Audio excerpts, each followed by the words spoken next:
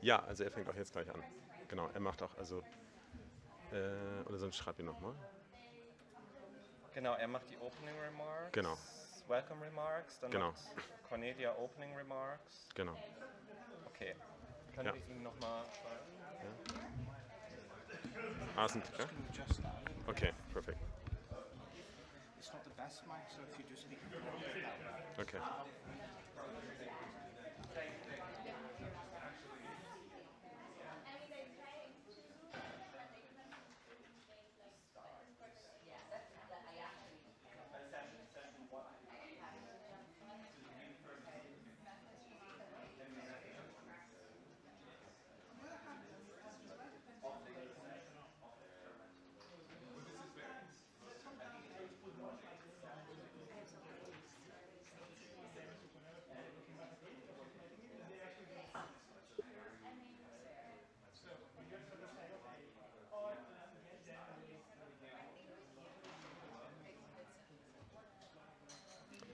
So, can we start?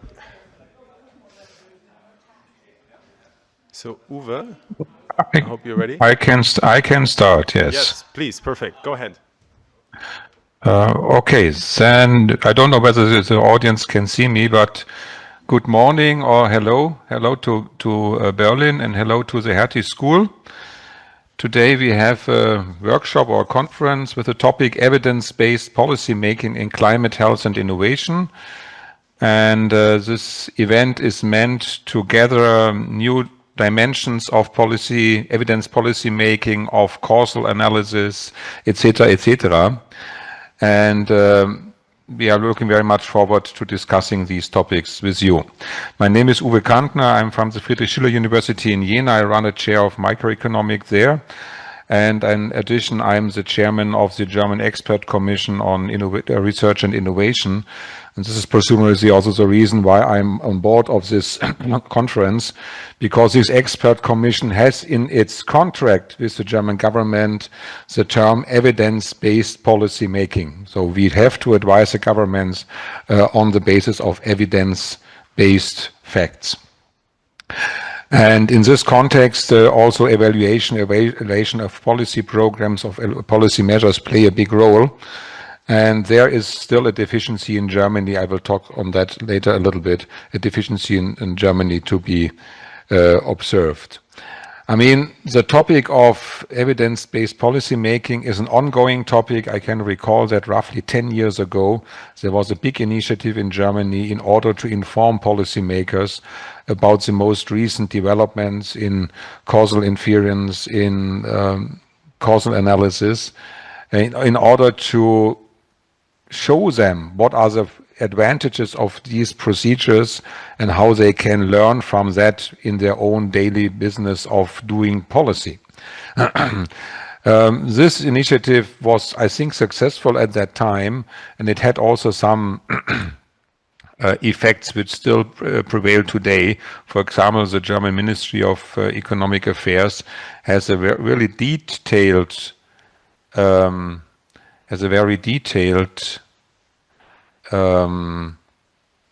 list of steps how to do proper policy evaluation, and that was fed by this former initiative, which was initiated by the German Economic Association, and this still prevails. But nevertheless, there's a lot to do, and policymakers always have to be informed that some new methods, some new cases are around and which we could help them to orientate in their own policy making.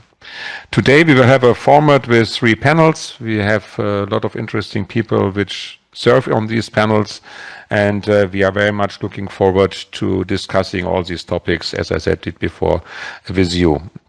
We have to thank the Hertie School for being the host and being the prime organizer of the event. So thank you very much to Cornelia, Woll and the Hertie School team.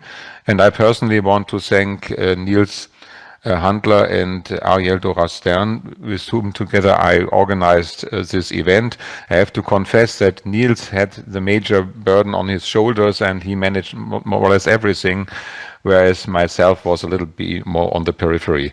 I also have to apologize that I cannot be in Berlin today, but there are other obligations here in Jena which I could not skip, because they have also some relevance and some deeper purpose, and therefore have to stay here. But I hope it's okay that I'm at least to be seen online, and then I can enter the discussion. And I also have a short presentation in the first panel. Having said this, then I would like to hand over to Cornelia Woll, the president of the Hertie School, for her welcome words. Sorry, thanks, Uwe. I'll do some, give a brief introduction as well. Okay, sorry. Yeah, all good, no worries. So, ladies and gentlemen, esteemed colleagues, it's a pleasure to contribute to the opening of today's workshop on evidence-based policymaking. Before we move into the first panel, let me briefly highlight two essential points that may help anchor today's discussion, particularly for participants from a legal or policy background less familiar with empirical evaluation methods. First, the question of what counts as evidence is more than academic. According to the Maryland Scientific Method Scale, one of the most widely cited frameworks in policy evaluation, only studies at a level 3 and above provide a credible counterfactual. In other words, only from the level 3 onwards can we say whether an intervention caused an observed outcome or whether it coincided with unrelated external factors. Was an energy efficiency program effective, or did we just have an unusually mild winter? At the top of this hierarchy stand randomized controlled trials, ranked level 5. They are the gold standard for identifying causal effects. Below that, level 4 includes quasi-experiments, such as regression discontinuity or matching designs. Level 3 encompasses difference in difference analysis.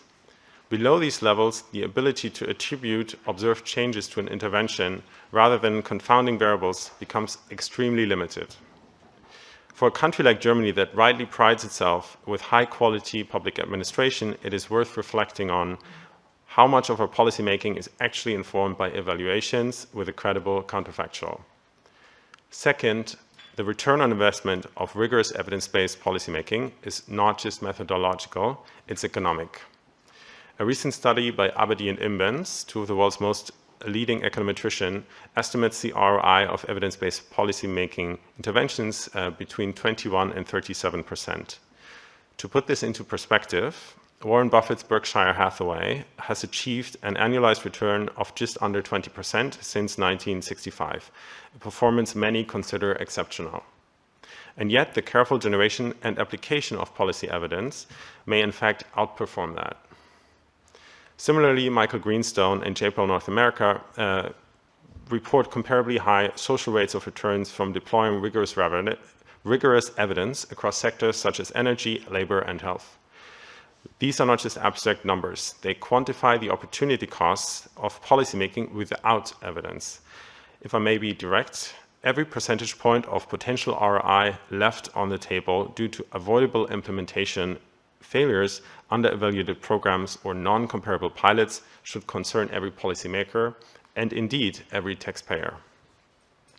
In our panel discussions today, I invite you to explore not only the potential of this efficiency dividend, but also its practical limitations. How much of this potential can we realistically harness in the German administrative context, and what stands in the way? I suspect the obstacles lie less in p-values than in procurement rules, staffing constraints, or institutional incentives. If we manage to convey to every policymaker, and indeed every jurist, the scale of untapped value in evaluating what works and what does not, we'll have moved a step closer to a political culture that sees learning not as a weakness, but as a responsibility. With that, I very much look forward to today's panels and the perspectives that you will share. Thanks, Cornelia. Thanks to the Hertie Sustainability Center and the Berlin School of Economics for funding this event. And thanks, Chiara, Kyle, Albert, and soon Veronika making the way here. And thanks, Ariel and Uwe, for also your support and help with this. Thank you.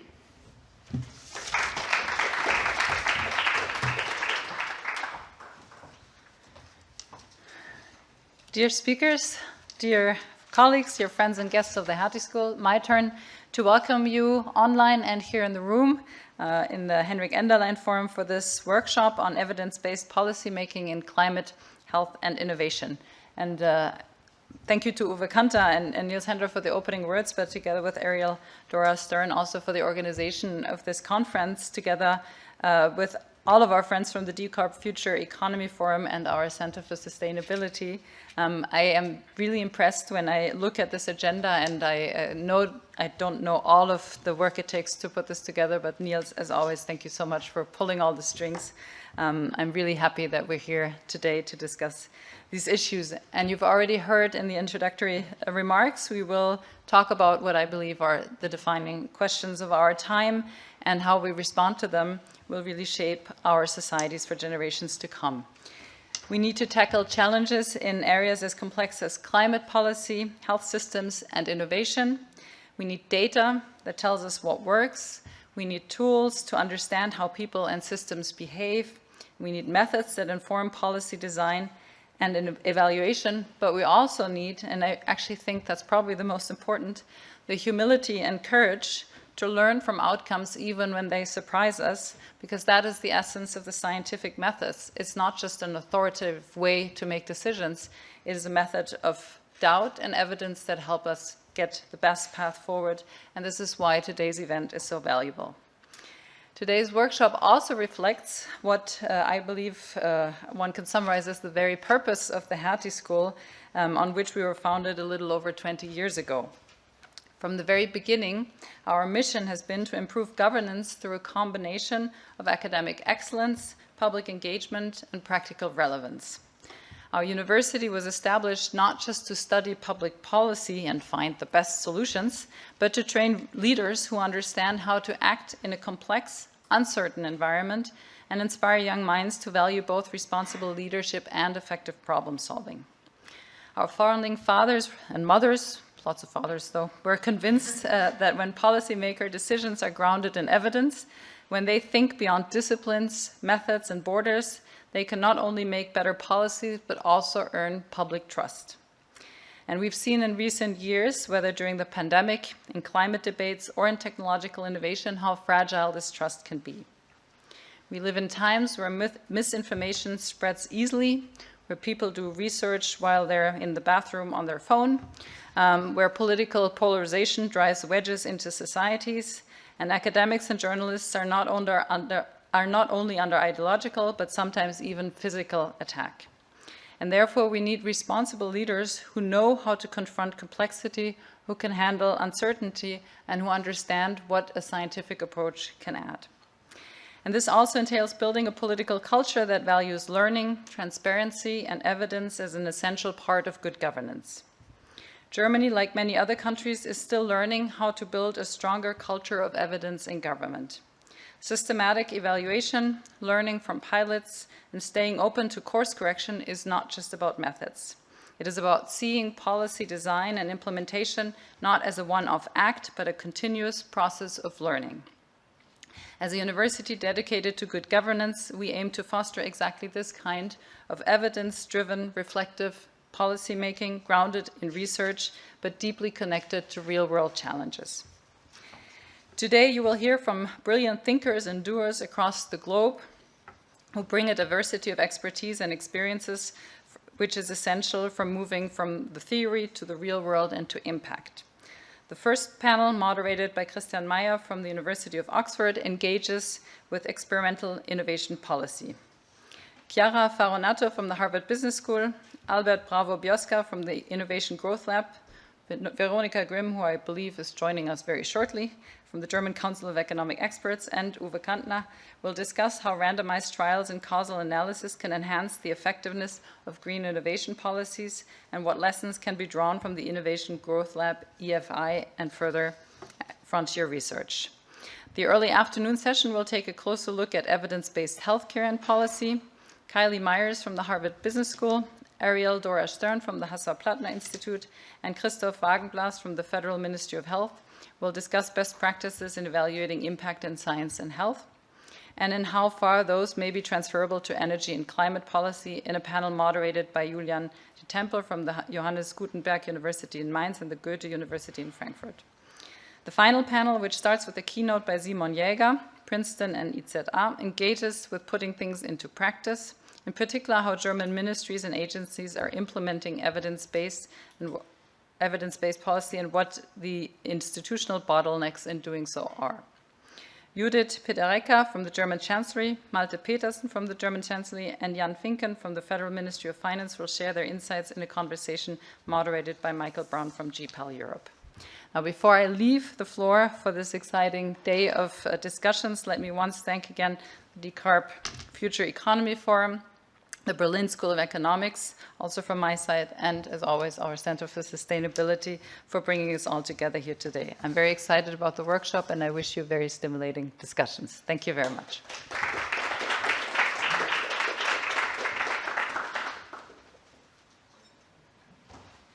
Good. I think we'll also call on the panelists to join me on stage.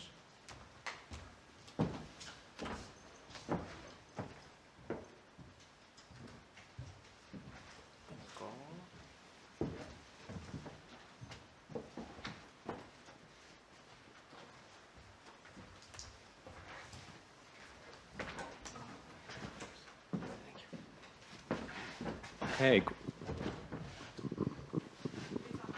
it's on. You can hear me? Okay, great. Good morning, everyone. Thanks so much, Cornelia, Nils, everyone, for putting this together. My name is Christian Meyer. I'm at the University of Oxford. I'm a labor behavioral development economist at the university. I'm the director of a research group that works on labor markets, mostly in low and middle income countries. But all my work is using experimental methods. So I do not bring the expertise for the German context, but I bring some of the methods background. I'm super excited to host this morning panel this morning, where we have a fantastic lineup of speakers. What we're going to do is each speaker will give a short presentation, 12 minutes-ish, and then we'll open for discussion. I have a few questions, but we'd love for the audience to come in on this. The way that we envisage this panel is for Uwe Cantner to start, given his expertise in the German context, then go over to Albert, then go to Chiara, and hopefully Veronika Grimm will join us very soon. She's stuck on a delayed train, which for the Germans in the room is something we can all empathize with. Let me briefly introduce the speakers also in the order of the presentations. Uwe Cantner, who you heard already, is a professor of economics at FSU Jena, chair of microeconomics. He's importantly also the chairman of the EFI, the Expertenkommission Forschung und Innovation, the expert commission for research and innovation of the German federal government. We then have Albert Bravo-Biosca, who's the founding director of the Innovation Growth Lab, IGL. He works at the intersection of innovation, growth, and finance. Prior to setting up IGL, he was a senior economist at Nesta, where he led two of Nesta's major research programs in this area. Then we go to Chiara Farronato, who's an associate professor of business administration at HBS in the technology and operations management unit, Harvard Business School. She's also the co-PI of the Platform Lab at the Digital Data Design Institute, D3 at Harvard, and her research focuses on digital platforms, large digital platforms, think of Amazon, Airbnb. She's using really interesting innovative methods with and on these platforms to think about regulation policies for these platforms. And then finally, Veronika Grimm, who I'm going to introduce in her absence, which is a little awkward, but hopefully she will join us very soon, is a professor at Technical University Nuremberg, UTN. She's the head of energy systems and the market design lab there. Importantly, she's also she's a member of the German Council of Economic Experts. She's an expert on energy markets, energy market modeling, behavioral econ, social networks, auctions, market design. She sits on numerous committees of the German federal government, advisory committees, including the National Hydrogen Council, importantly, the Scientific Advisory Board of the Federal Ministry of Economic Affairs, and not climate action anymore, Federal Economic Affairs, the Expert Commission of the Energy, on the Energy of the Future, also for the same ministry. With this out of the way, I will hand it over to Uwe for a perspective more driven by the German context. I don't know if we can see Uwe. on the screen. Yes, there you are. Uwe, you can't see me waving at you for the 10 or 12 minute mark, but hopefully we can give you a note on the chat. But otherwise, for the next 12-ish minutes, the floor is yours. And thank you for sharing your thoughts.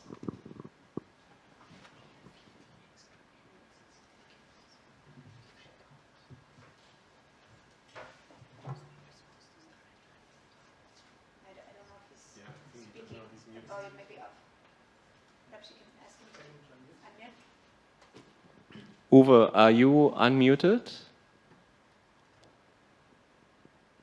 We can't hear you, Uwe. Uwe?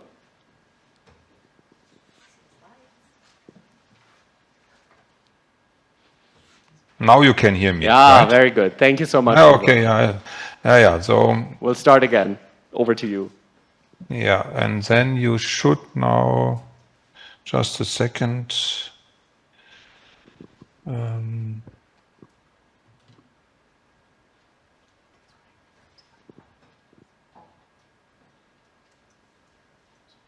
Yeah.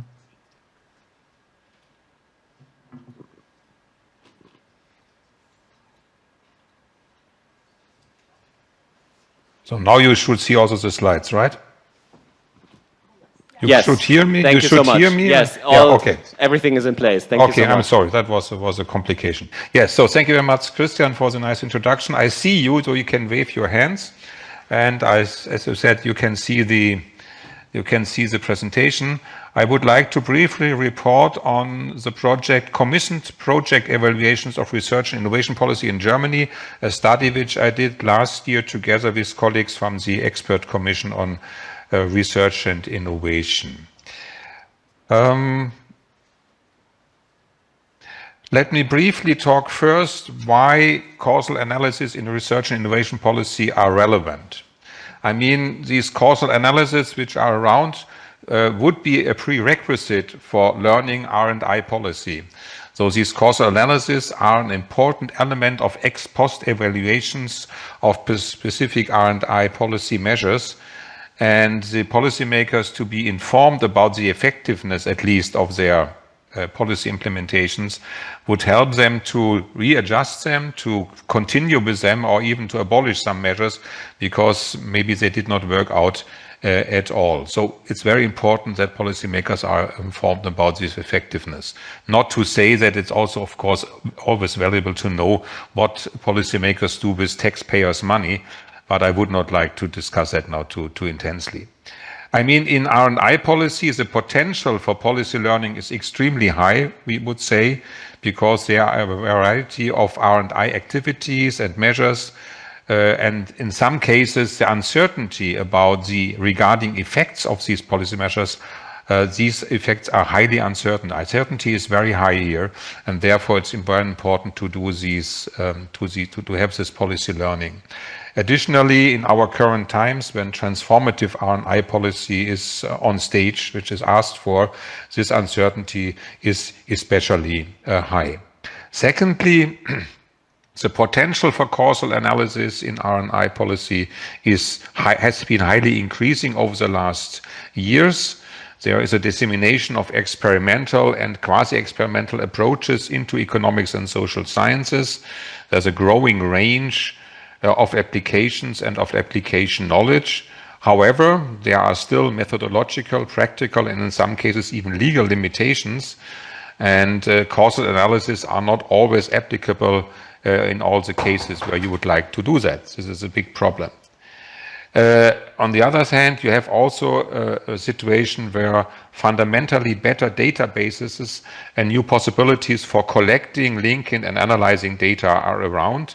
There are some improvement over the last years. You can better connect databases. You have new tools to elicit certain data, text mining, etc., which helps to improve those causal analysis. Now let me come to our study on this background. Now, what did we do? How did EFI proceed? We made an online search for publicly accessible reports on evaluations commissioned by the two ministries, by the Research Ministry on the one hand, by the Economics Ministry on the other. The starting point was the economics ministry website, and then we moved over also to the research ministry. We found 132 documents. 81 of them could be used for our purposes, because then we found the information which are required to make an evaluation of these evaluations.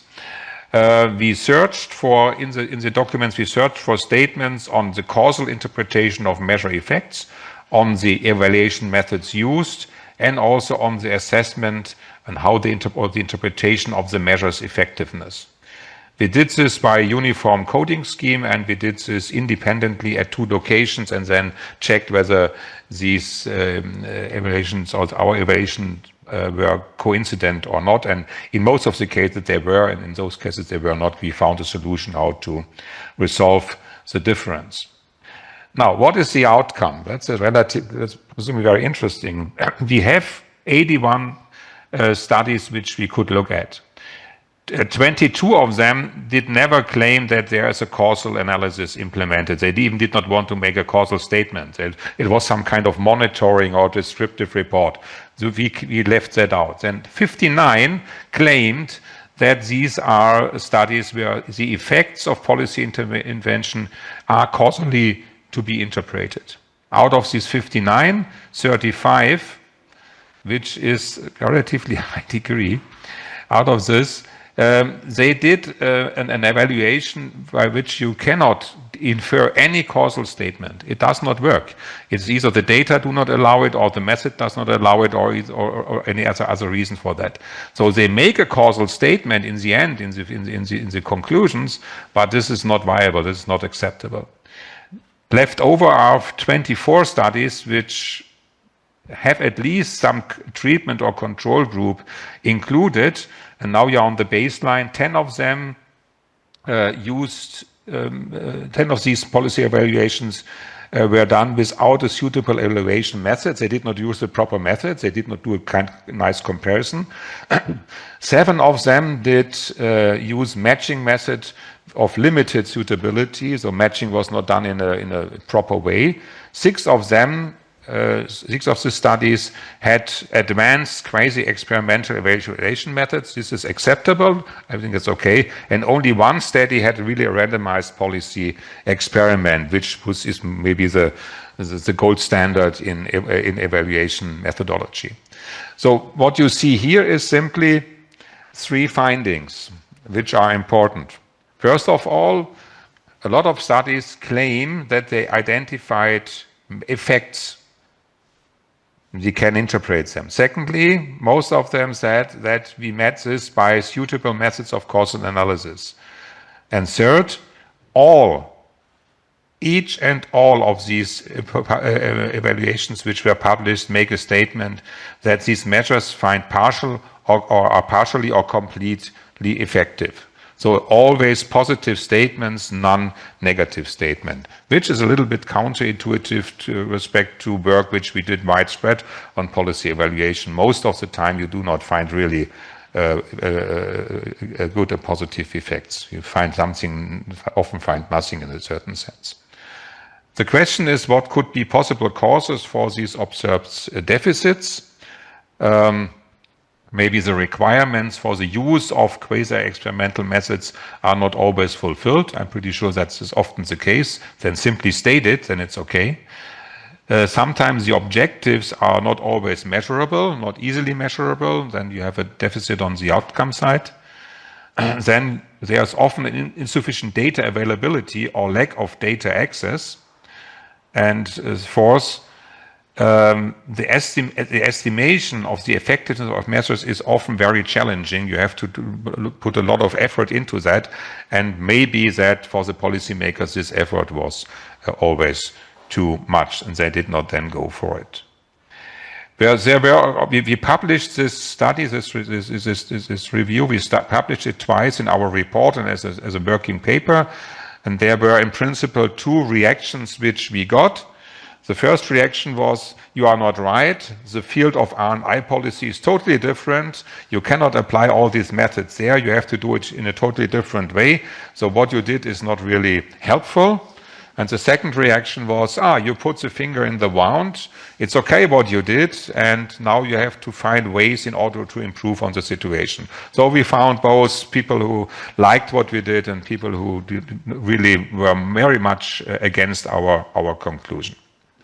So, to conclude the presentation, the potential for causal analysis of measures effects in evaluations of German R&I policy has not yet been fully exploited. There could be much more done. Policy can create the conditions for more robust causal analysis. We can maybe discuss it later when we have the Q&A session. And ultimately, the decisive factor is the willingness to learn from experience with previous policy measures, the willingness of the policymakers to go for this policy learning. Thank you very much for your attention.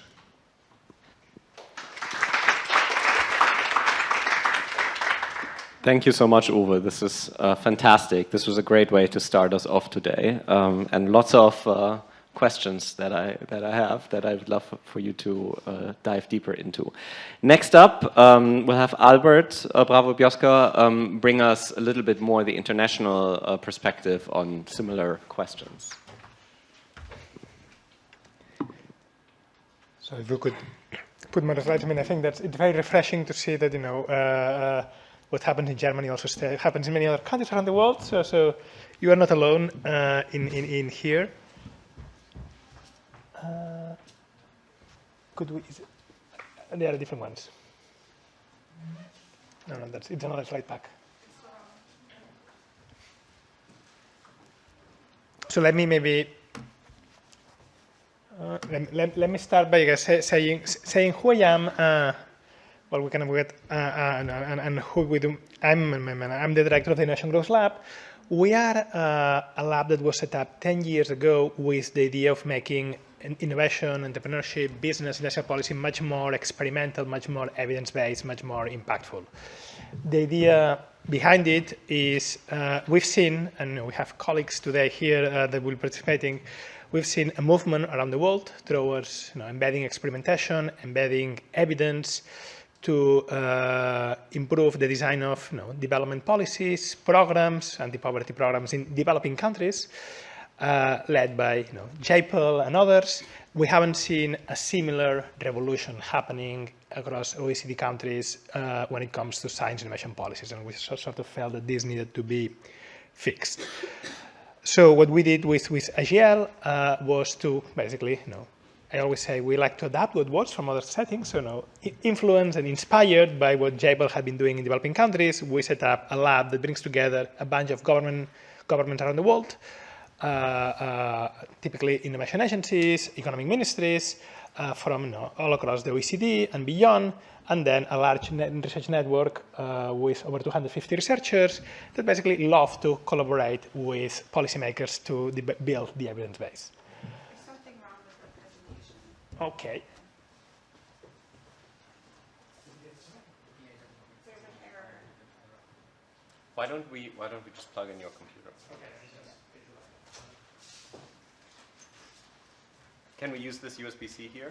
Yeah. Okay. Let me see.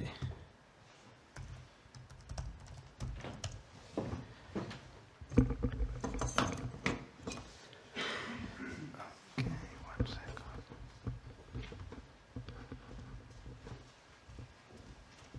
I think we'll need a HDMI to USB. I think it has a HDMI as well. Yeah, you have. Yes. Okay.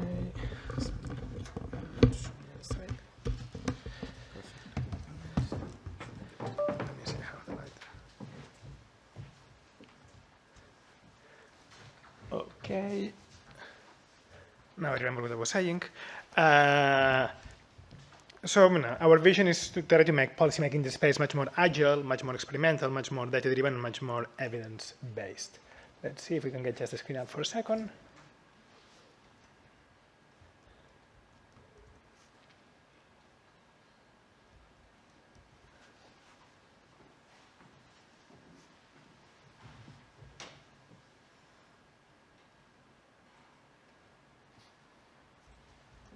We have time.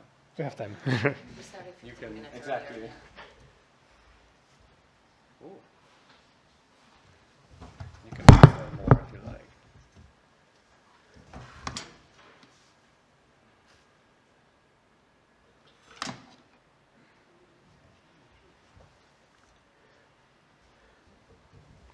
So maybe Looking more promising. it's not looking so well. Wait for slides. I had lots of colors in here. Now you get to see a black screen. So ultimately, one of the underlying questions that we're trying to do is to explore what can we do to actually ensure that policies have the highest return on investment. And here, if we look at how policymaking is done in most of the policy areas that we work on, is you'll have a policy challenge, then you'll have a team of civil servants inside an office consulting with a few people, coming up with a nice policy to address this policy challenge. Then you'll get a minister or a director general or a regional councillor or prime minister announcing, we had this challenge. Here is a new national program to address this issue. And you'll basically start large with one design and simply hope that it will work. And I call this the hope strategy sometimes, because rather than testing, exploring, you basically assume it's going to work. So what's the alternative? The alternative is to, it's a much more kind of a much more experimental approach, a test and learn approach. Start small, experiment with different designs systematically, see what works, and then scale up those that work. When we started AGL 10 years ago, the typical reaction we used to get when we went to governments to tell them about this was, what you're saying doesn't make any sense. We already know how effective our policies are. Right now, and I would say that the conversations have shifted a lot. They went from that to saying, what you're saying makes a lot of, makes sense in theory, it's impossible in practice. And now with most of the policymakers we engage around the world, and we've worked with policymakers on probably 30, 40, 50 countries, the answer is, that's interesting, that's promising, that's very difficult, let's see if we can make it happen. But, so we're making progress, there is still lots of progress to be done. But ultimately, the idea is, how do we transform the organizations that do policies in the space to be much more focused on impacts rather than outputs, to be much more open to trying things out, rather than so risk averse. So managing risks, not avoiding risks, which when you do it, it basically, you're putting yourself in a position to actually, it's a much more risky strategy to try to avoid risk at all. Put learning as, try to learn by design, not by accident, which very often happens, and build a data systems that allow you to actually, inform the policies you're doing through data, evidence, and strong evaluation, which, as we know and we've seen, is very uncommon. We've been working with on quite a few areas, but maybe helping, governments becoming more experimental. And for instance, the European Commission has a program now to try to embed experimentation in the framework program that we're helping them on. We've also been helping the UK government, the newly kind of set up Meta Science Unit, which is a unit inside the government to actually build experiments on how they do science innovation funding. And we've been doing this on experimentation in many other countries around the world. We've also been trying to sometimes get more value from the low-hanging fruit, and that's data. Data is sitting inside governments. It's very difficult to access it. So we're trying different things to unlock. Okay. Oh, great. So we're trying different approaches to get data out of governments. And for instance, we did a pilot datathon with the European Innovation Council to get them to basically allow researchers around the world to start playing with their data, and some of that using not just trying to get also kind of data science tools and methods from the frontier applied to government data. And then we have a few thematic areas where we've been working. So our work is very broad, but there are a few topics that we're focusing more energy on, and these are things like science innovation funding, accelerating science commercialization, and business-university collaboration. This is basically the diagram here is over 100 experimental ideas of small-scale experiments you could do on tech transfer, and also helping governments set up experimentation funds, whether it's in the UK or the European Commission. So how do we, why do we think, I guess, why am I here, and what's driving AGL? So if we look at how organizations make decisions, it's typically a combination of 4 ingredients. It's intuition, gut feeling. It's stories. The stories you read a case study, you hear from another country, you get you get a business coming to you or an academic coming to you saying, hey, you should do this. It's data and it's evidence. And we think all these four ingredients make sense. The challenge is that the balance is wrong. So good judgment in policymaking is to know how to combine those. And right now we think the right-hand side, left-hand side here. So left-hand side here is actually underutilized in the way we do policy. And this matters. Only in Europe, some back of the envelope calculations, because forget about getting data and evidence, even just getting data on actual expenditures sometimes can be tricky. A back of the envelope calculation kind of suggests that we are spending 150 billion euros on policies to help entrepreneurs and businesses to innovate and grow. That's not counting basic science funding. This is just what comes after that. And there is very little R&D being done, social R&D, policy R&D being done on what, how to increase kind of the impact of these investments. So there is little data, little evidence, and very little scientific method applied to this. So why is experimentation helpful? First, let me start with a clarification. I do talk to lots of government and say, hey, we're experimenting. Last year we tried this. Last year, 2 years ago we did that, or with this pilot. The question I ask is, experimentation is not trying something new. Experimentation is trying something new and putting in place the systems to learn from it. You can learn from different ways.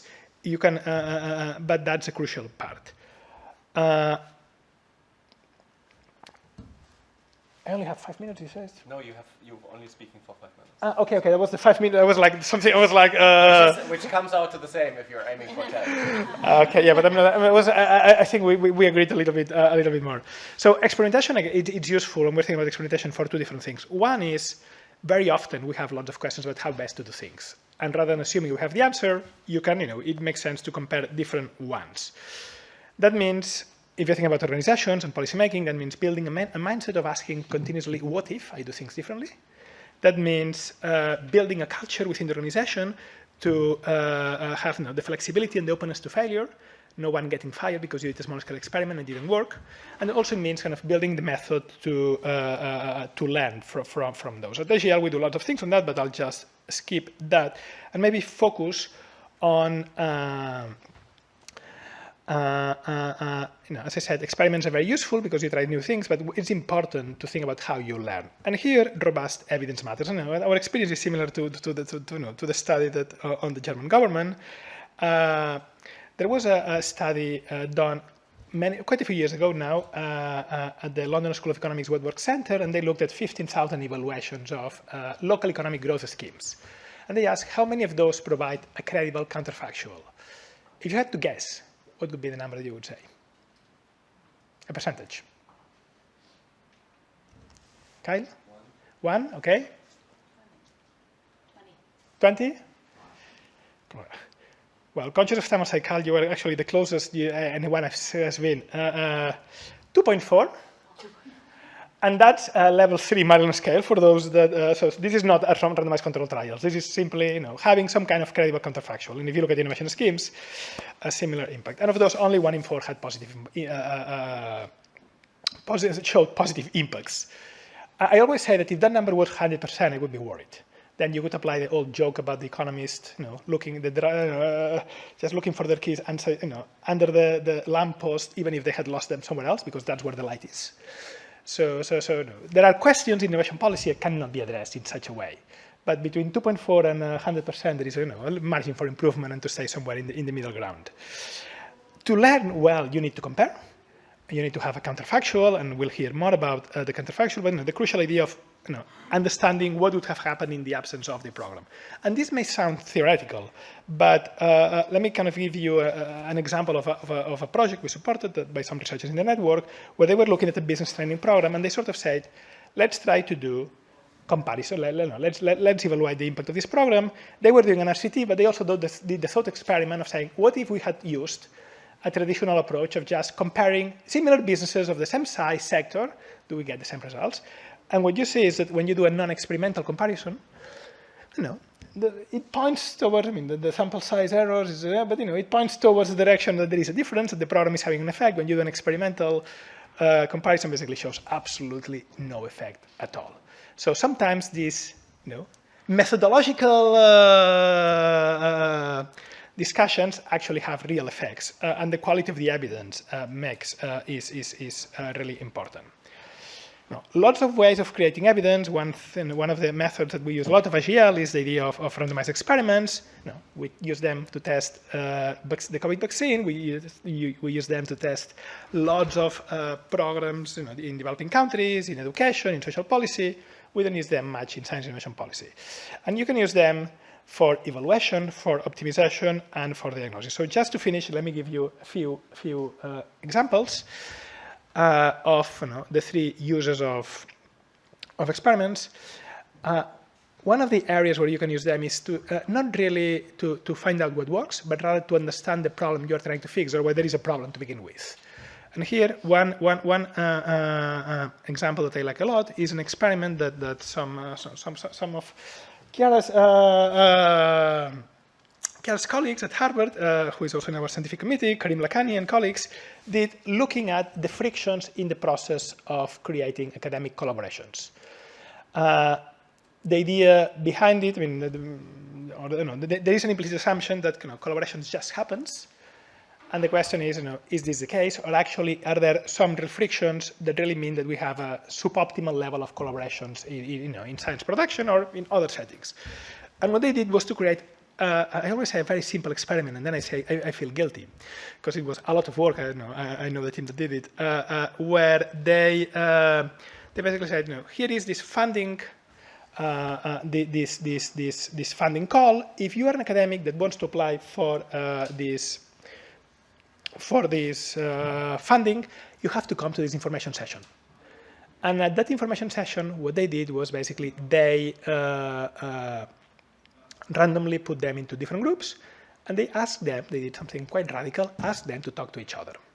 So the simple experiment that they did was to say, if you want to apply for funding, come here, and when you are in the room, I'm going to randomly allocate you into different groups. That a small tweak in the process almost doubled the propensity that two academics would collaborate in a funding call together. And that's an example of how a small tweak sometimes can have a big difference. That also demonstrated that there are lots of frictions in this process. So that may not be the solution, but that's a problem we have to think about, how to reduce the level of frictions. And just to give you the setting, this was a funding call at the Harvard Medical School with researchers from the Harvard Medical School. So these are people that eat at the same canteens and work in the same campus. And even for those, a very small tweak in the process had an impact. So the bottom line from this example is sometimes small tweaks in the process can help you understand what the problem you're trying to fix and where there is a problem. Also, sometimes small tweaks can make a big difference. The second area where you can do lots of experiments, and that's when I've seen governments, that have become more experimental in this policy area. That's that's where they've started. Typically, is optimization. It's very difficult to convince someone, a senior minister, to say, okay, I'm going to randomize, these companies will get X, these companies will get Y, or will not get anything.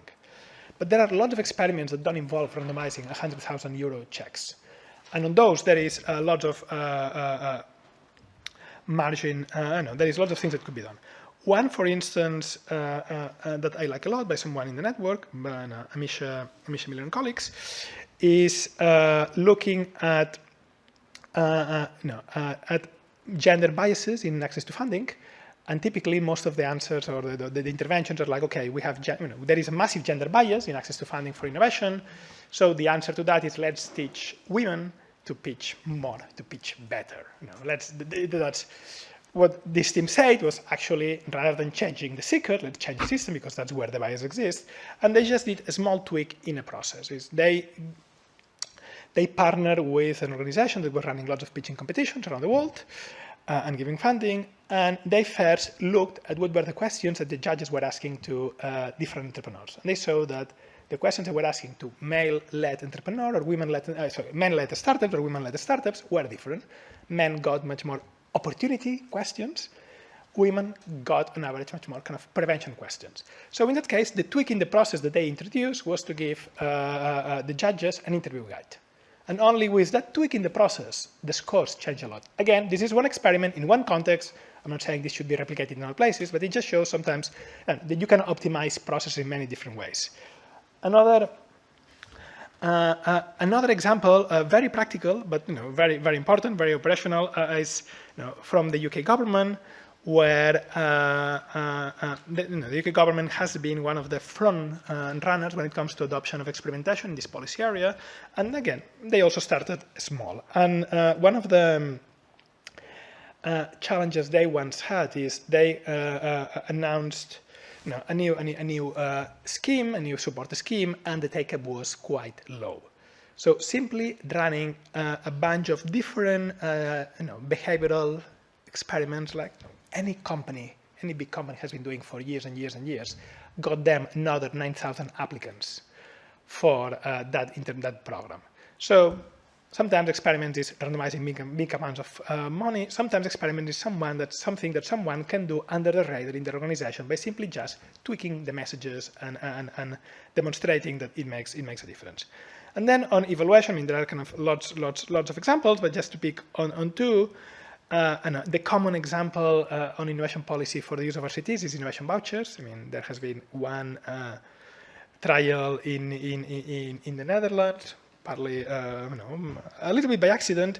There was one much more structured, much more intentional from day one in the UK with the UK Innovation Agency, and the evidence suggests that they work. In the case of the Netherlands, when you have an experiment, one of the things that is great is that you can go back to the data many years later and see if that intervention still works. And in the case of the Netherlands, they went back to the data 7-8 years later, and they found that a 10,000 innovation voucher 7 years earlier still showed. So the companies that got that voucher still were doing more R&D 7-8 years later than the ones that didn't. We are now doing exactly the same thing in the UK, so looking at the long-term analysis to see if the short-term impacts from the innovation vouchers actually still are visible in the data in the long term. But if they are, that could be already that becomes a stronger evidence. So maybe just conscious of time, I'll just finish with my last slide, which is to say, as a government, testing and learning through experimentation is a valuable tool. It opens up you to new solutions. It helps you de-risk new programs. I mean, there is something, it's very risky to put 500 million into a program that you don't know it's going to work, just hoping it will work. By starting small, you have to risk it. It's also one way, if you do it well, to continuously improve programs. And I would underestimate this aspect. And if you are the finance ministry, it's also one way of stopping things, which we know that in policy making, government has a very difficult thing to do. So, I guess my final message to German policymakers is, it's worth doing. You'll get better evidence, you'll get better decisions, you'll end up saving money. Thank you.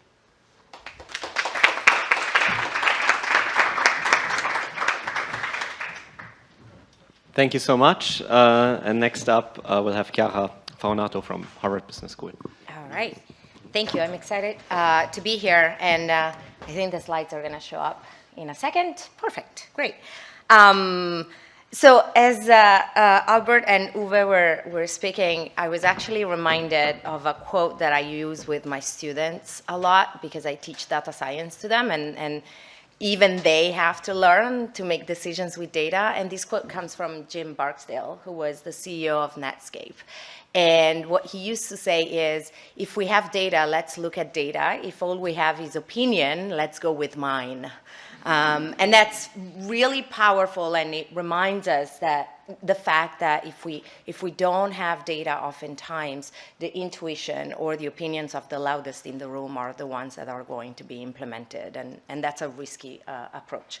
So what I'm going to talk about today is a couple of examples from my own research about ways in which we can try and understand, one, if policies regulation is warranted, and two, thinking about the optimal type of regulation from experiments that we can run in the world. And this is and this is a bunch of joint work with Andre Fradkin, who's really my partner in crime throughout all of these projects, and Chris Carr, Tezaril, and Alex McKay.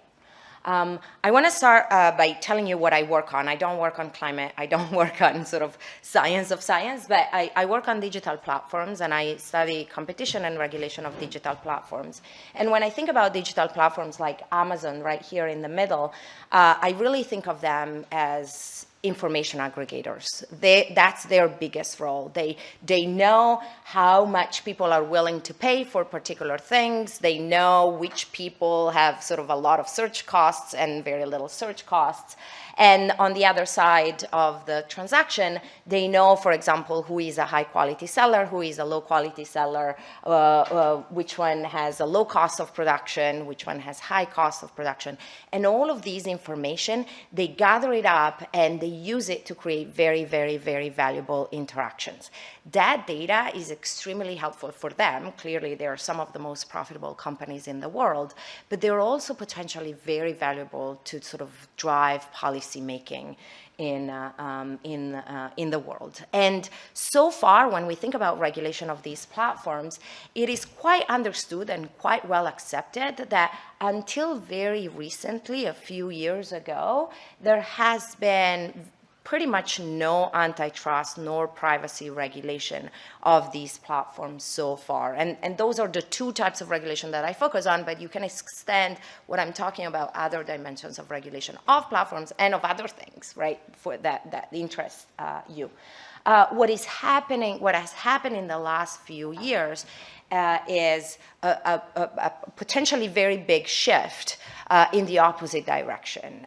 In the European Union, with at least a couple of big regulations, GDPR of 2018 and the Digital Markets Act and Digital Services Act in 2 years ago, in 2022, implementing in 2023, that have tried to put a series of ex-ante rules that websites and digital platforms, especially the large gatekeepers, have to comply with to ensure fairness and contestability. So competition on the ground of characteristics of underlying quality, and contestability, ensuring that competition can happen in the markets where they operate. In the US, the approach has not really been of ex-ante regulation, but more ex-post correction, ex-post enforcement. And in the US, we're currently facing a large number of antitrust lawsuits against a lot of digital platforms. Google has been found guilty of monopolizing two markets, the search market and the advertising market. Apple has been found guilty of sort of charging monopolistic prices in the application market. Amazon is now being tried for monopolizing the two sets of the buyer's market and the seller's market. So a lot of things are going to change in these in the regulation of these industries, and we're going to see how much the pendulum is going to shift. And my fear is that it's going to shift towards over-regulation, frankly. And I'll give you a couple of examples of that. The one thing that I want to emphasize both to the regulators, the lawyers, and the researchers in the room is that it's really an exciting time to study sort of platform regulation, but in general regulation of many different dimensions of society. And we do need more work quantifying the trade-offs of various policy recommendations, even from the academics. And a lot of the new companies that are becoming large are, as I mentioned, information aggregators. So they have the data. Albert and Uwe were focusing on the data that the governments have. There's a lot of institutions, private and governmental, that have a lot of data that we can study. But there's a lot of self-interest in maybe not allowing access to some of that data for very different reasons. I think Uwe emphasized the fact that, you know, we only want to show policies that are effective. And I would say platforms are only interested in collaborating and showing results that are favorable to their own business. And so it becomes very, very difficult to use existing data to study some of these questions that have policy relevance. And so in the past few years, I've been working on academic research that really leverages technology to try and run consumer-facing experiments that are of policy relevance. And so in particular, we've launched an open source WebMonk. You can actually go to webmonk.org and check it out. It's a browser extension. How many of you have an ad blocker installed on their browsers? That's, wow. Privacy is a real thing in Europe. So it's nothing more than an ad blocker. Like you would actually install it just like you installed your ad blockers on your Chrome browser or whatever it is. And it does two things. Instead of being a for-profit company that does that, it's us. We can manipulate your browsing experience. An ad blocker blocks the ads from you to be seen. We do other things, and I'll show you a couple of examples. And importantly, it tracks your browsing behavior. It can be, you know, to some extent, sometimes privacy, it can conflict with privacy, so we follow very closely IRB constraints, but it gives us the ability to really answer questions that policymakers need to know the answer to drive good policy. I'll share with you a couple of examples in which we've used these technology. The first one is trying to understand whether vertical integration at Amazon is problematic. Who has heard the word self-preferencing about digital platforms? So self-preferencing, it's only a few, so I'm going to tell you a couple of things. So self-preferencing is the practice of digital platforms to prioritize, unduly prioritize, its own products over those of third-party service providers. So Google prioritizing Google Maps over Waze before it acquired it, or Amazon prioritizing its own Amazon brands over those of third-party sellers. Now, the Digital Markets Act bans self-preferencing for the large gatekeeping platforms. So not everybody, but the very large ones, so the usual suspects, Google, Amazon, Booking.com, etc. What is interesting is that it's actually very hard, one, to test for self-preferencing, and two, to understand whether it's harmful. And so what we've done is we've recruited participants through Facebook, and you would, and I can talk about it offline, but you would probably wonder, who are these weirdos who are willing to sort of, you know, join these experiments? Through Facebook, you can actually recruit real people, and we can compare them with the demographics of the US population. In this context, we were studying the US. And you'd be surprised, I was frankly surprised, how closely related to the US population they are. And I can share offline during the Q&A maybe some tricks to ensure that you have a representative sample of people that are of relevance to you. We asked them to install WebMonk and keep it installed for a few weeks. And we have about 1,200 Amazon users who we've tracked for about 8 weeks. And we have a combination, again, we can talk about this offline or in the Q&A, a combination of incentive-compatible browsing, so things that we nudge them to do, and organic browsing, so that we can actually compare choices in the things that we ask them to do and choices that they do regularly, organically, as in the course of their normal browsing. And what we're able to do through WebMonk is actually removing Amazon brands from the choice set of a treatment group. So you think about sort of an A/B test or a field experiment. And we really, it's pretty easy once you get into the weeds of it. It's an HTML page, and you can identify parts of that HTML that you want removed. It's pretty quick. And so we have a treatment group of people that don't see any Amazon brands while they organically and incentive compatibly browse Amazon.com. We can compare it to a control group. We have an additional third group that I'm not going to talk about given time, but happy to talk about in the Q&A if needed. This gives us some very useful information to understand self-preferencing and the role of Amazon brands in creating welfare for consumers. So a couple of things that I want to point out is that if we just look at how Amazon ranks products, you would find what you would call self-preferencing, meaning that an Amazon brand, carrying an Amazon brand is highly correlated with the product being on top of the results page. And this is true controlling for many other observable characteristics. The problem with that is that that simple fact that some regulators may interpret as, oh, self-preferencing, banned, we should not allow Amazon to do that.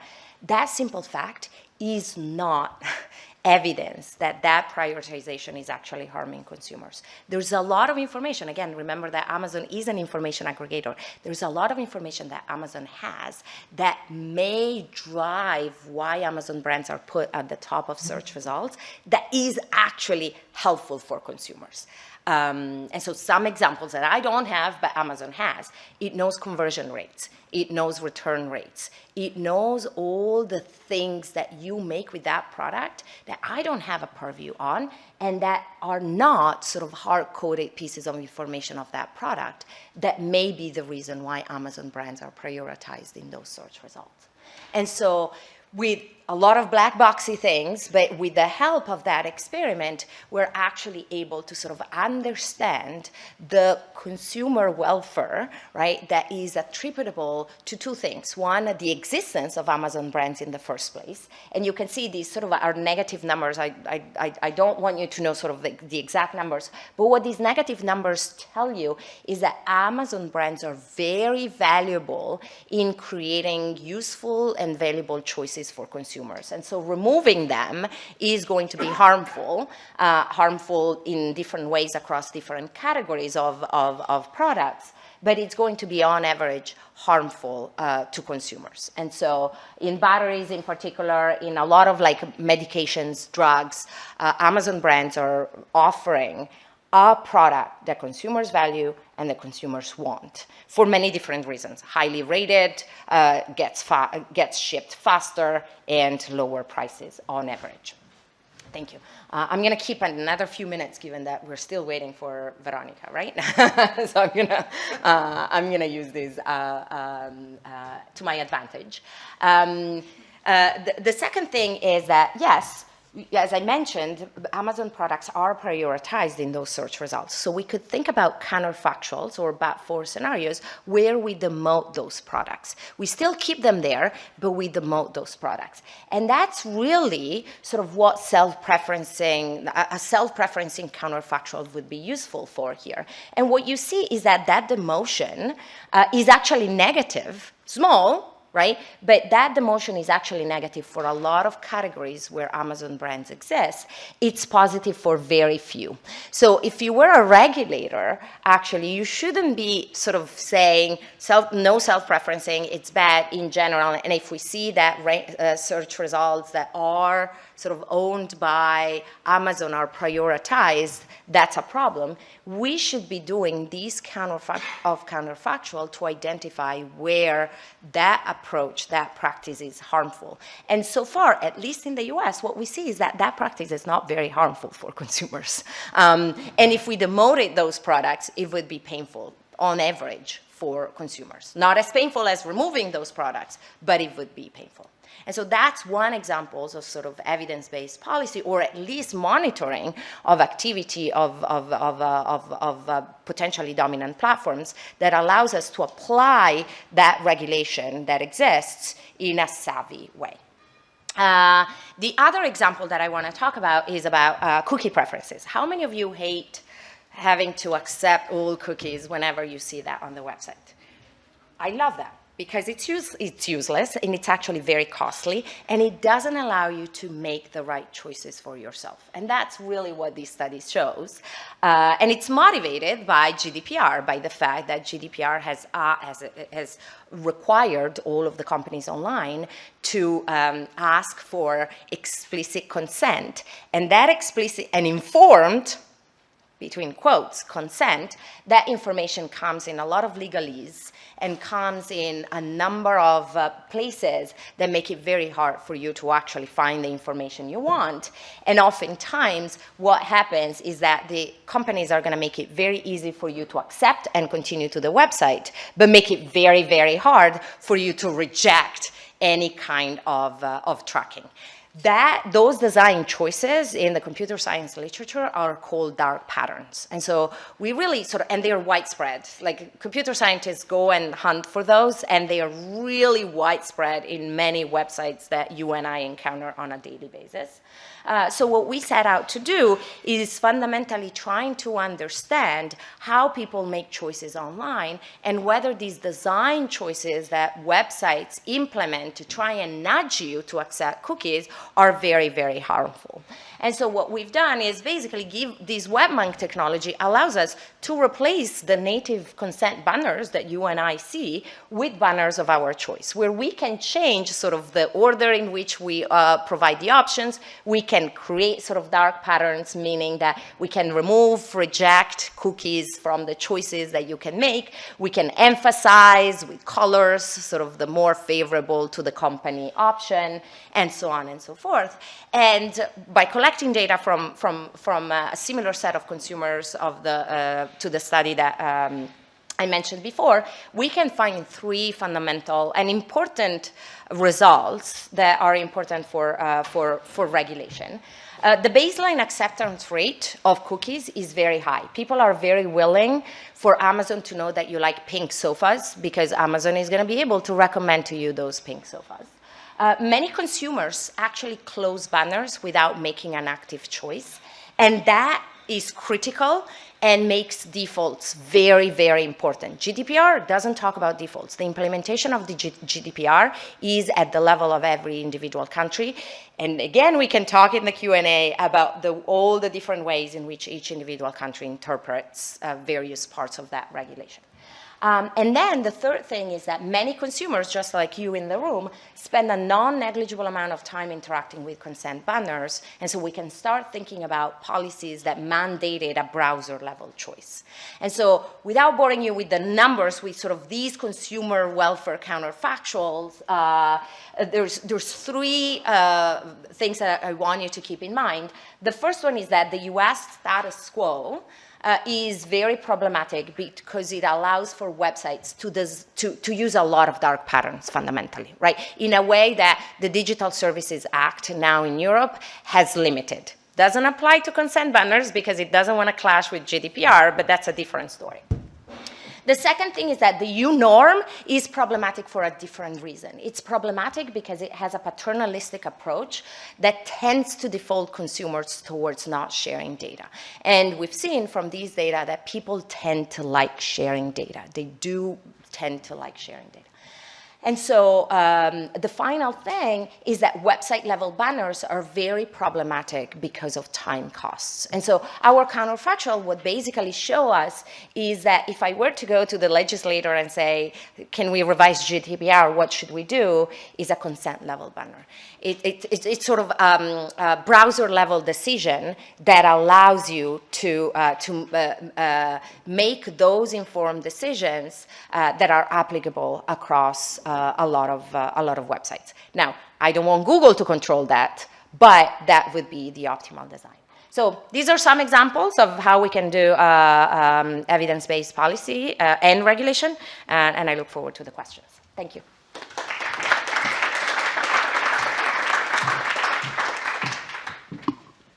Thank you so much, Chiara.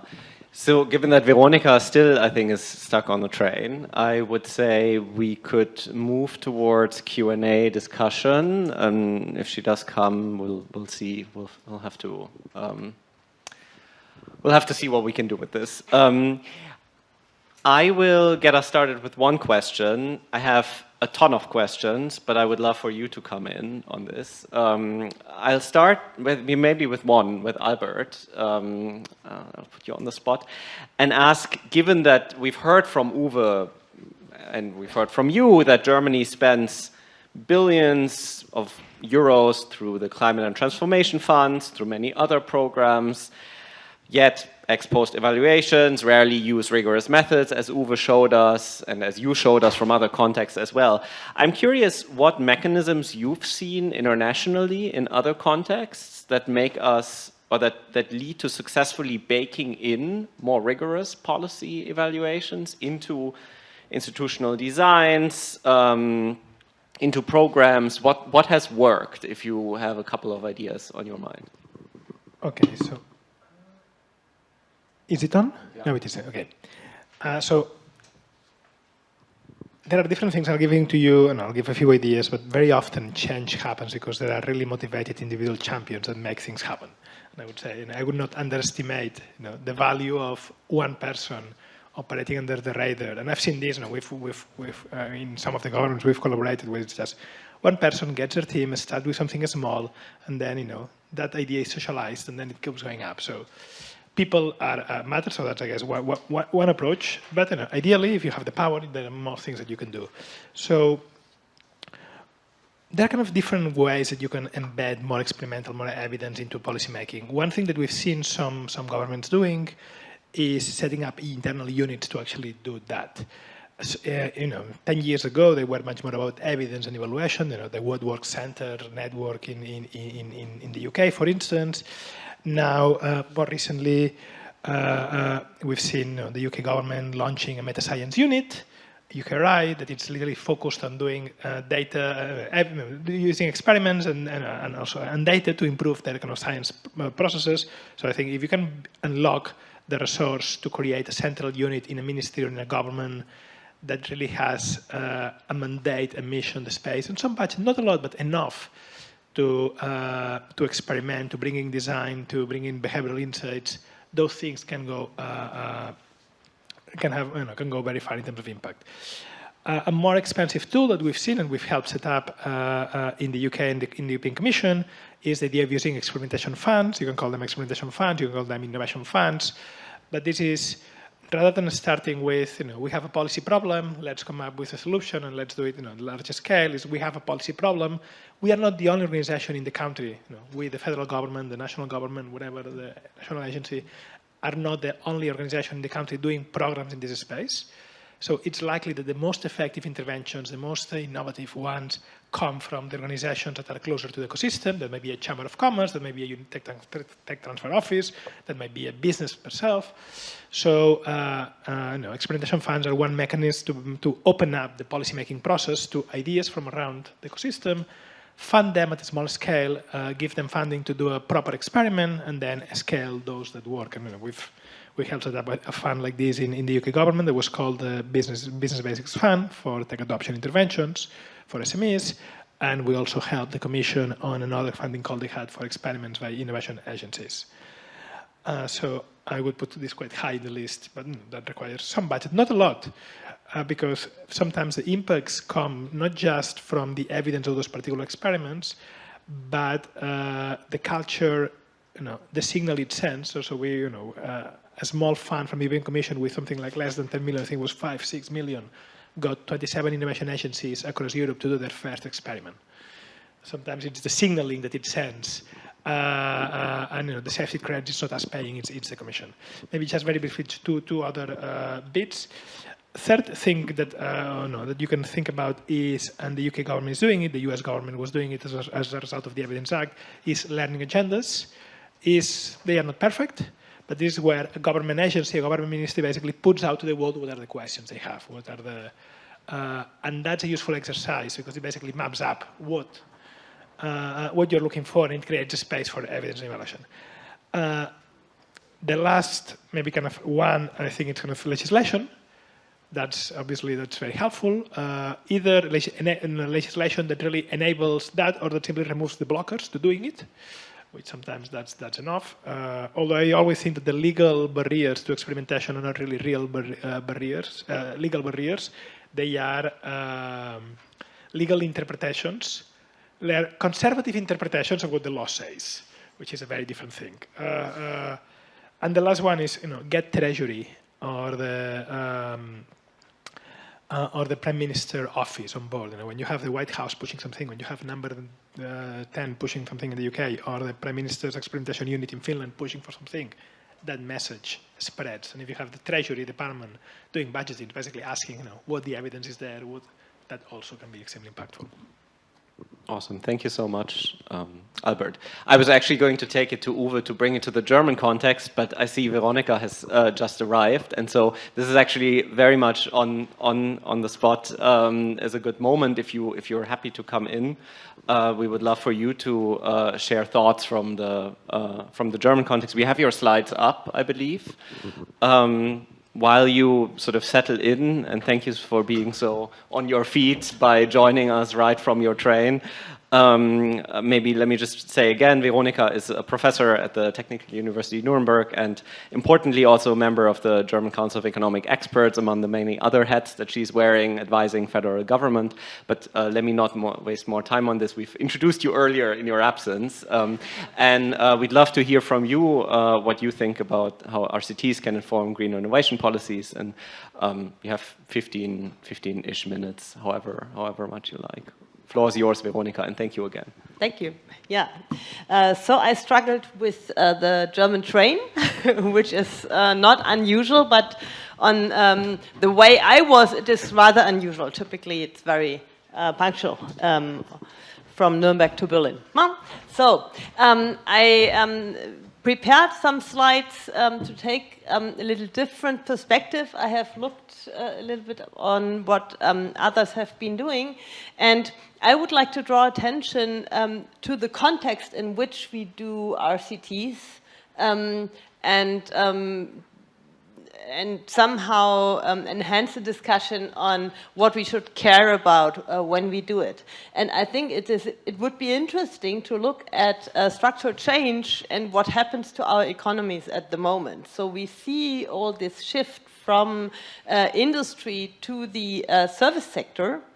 And we see that this happens quite differently in, for example, the US and in Europe, especially Germany. In the US, you see that there's less industrial value creation and more in the service sector, but growth is quite dynamic in the service sector with AI and digital technologies and so on.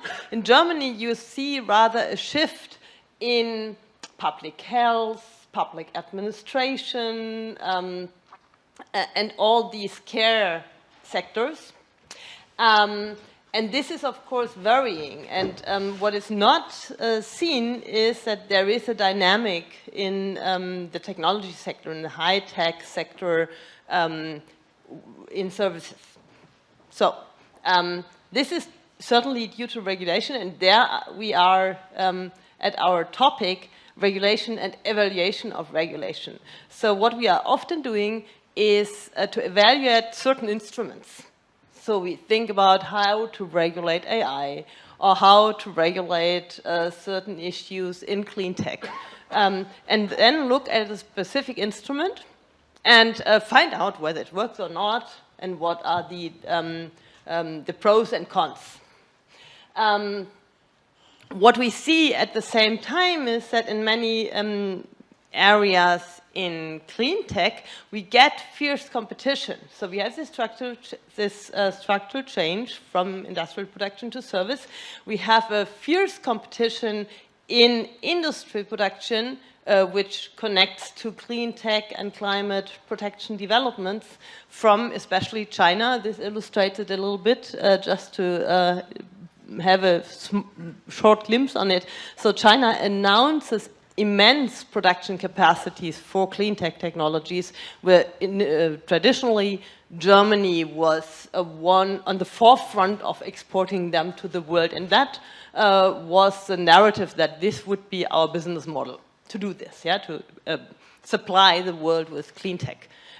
This is rather the role that China takes on now. You see that they announce capacities, so 100% is China's announcement of production capacities for PV, wind, power plants, batteries, electrolysis, and so on. You can continue this.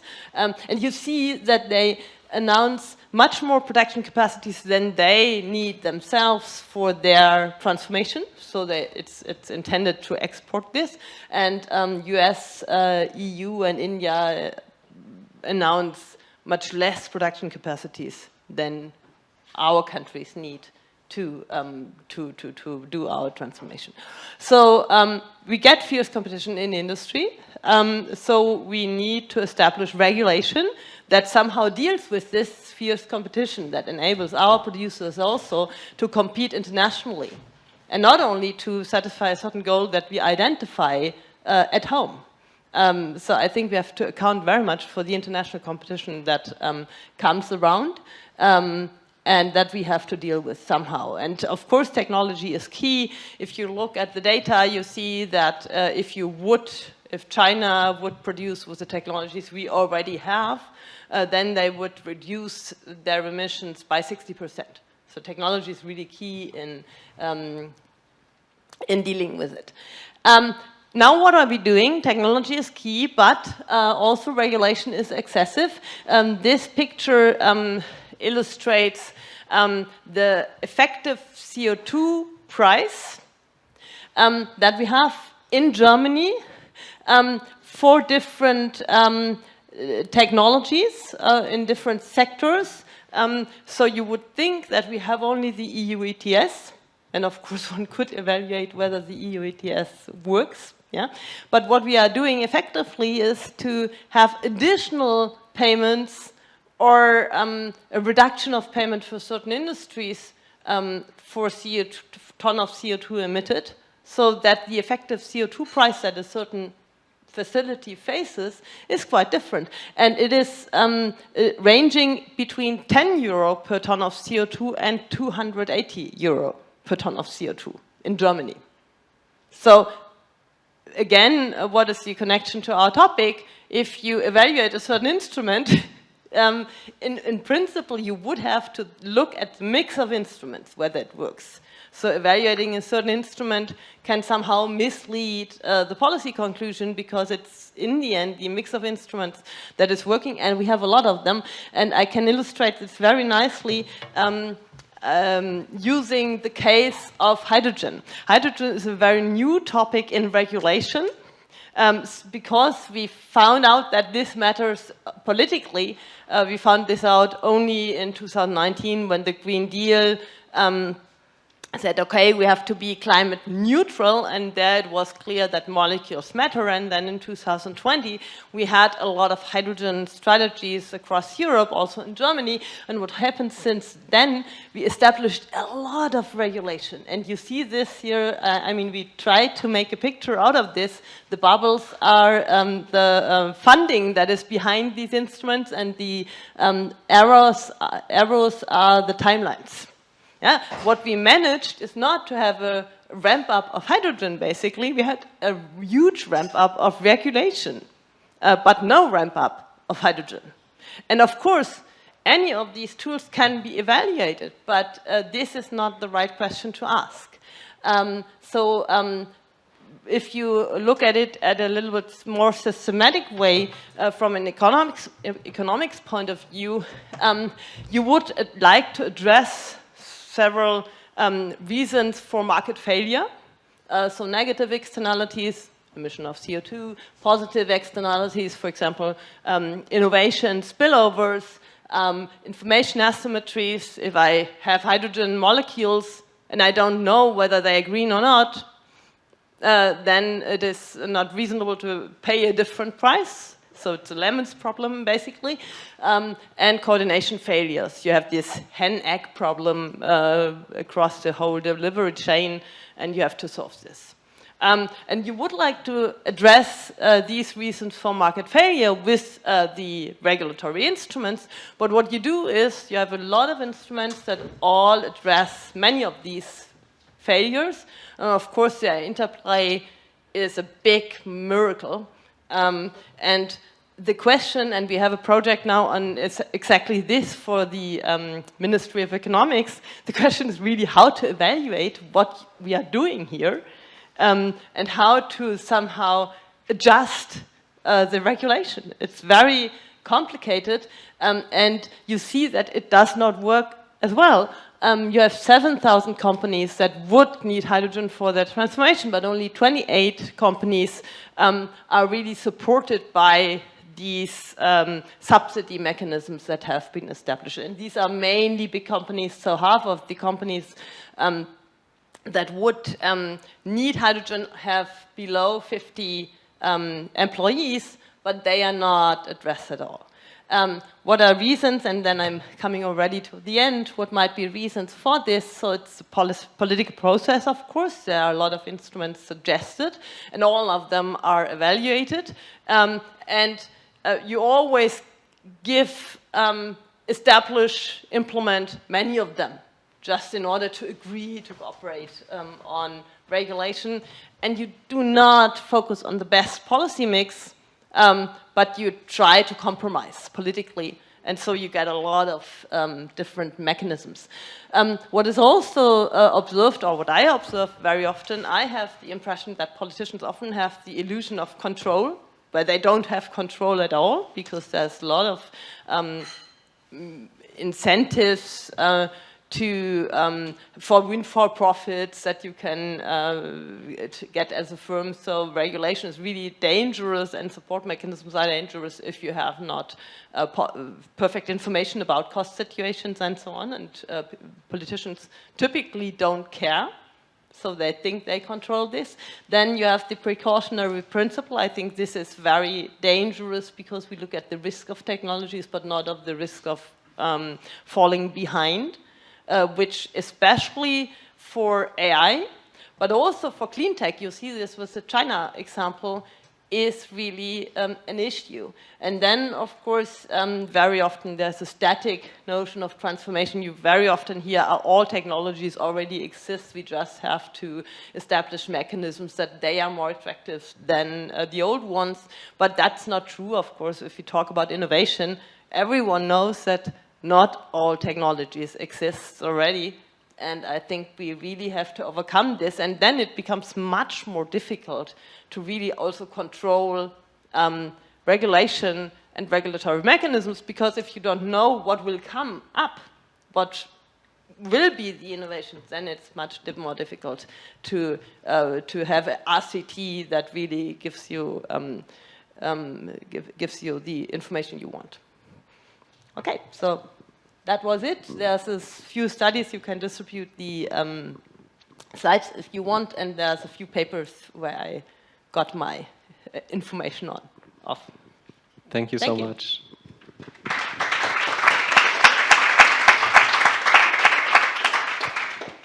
Thank you so much, Veronika. I love this installed capacity, productive capacity slide. This was very, very stark, I thought. Move to China. No, but this was fantastic. Thank you so much. Given the time, I think I'm going to move straight to the audience and not bore you with more questions, and just open the floor. How do we do this with the microphones? We have a microphone coming around. If you briefly want to introduce yourself, maybe with affiliation, if you're comfortable, that'd be great. Thank you so much.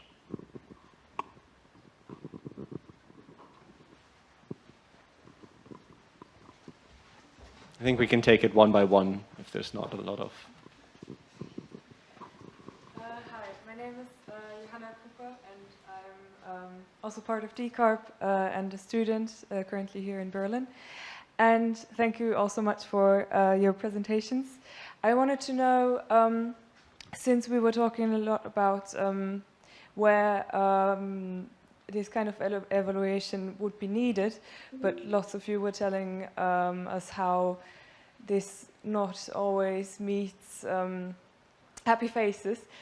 How do you think that this could be improved within the policy range, within the politicians' range that you're facing, and if you see a larger future for evidence-based policymaking?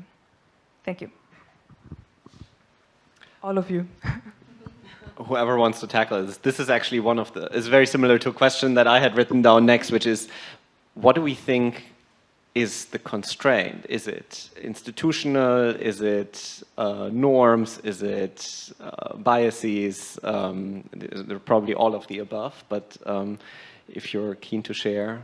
Yeah, maybe one thought on this. I think politicians have no incentive at all to be evaluated. It is very dangerous. So if you set up mechanisms so that scientists can identify exactly whether they did something good or bad, that is something very dangerous for them. And therefore, I think it is very likely that the conditions will be such that you cannot evaluate, because some of them understand this very well. And then you have all the, issue that I just pointed to, that in principle, very often it's a mix of instruments that should matter for us as economists.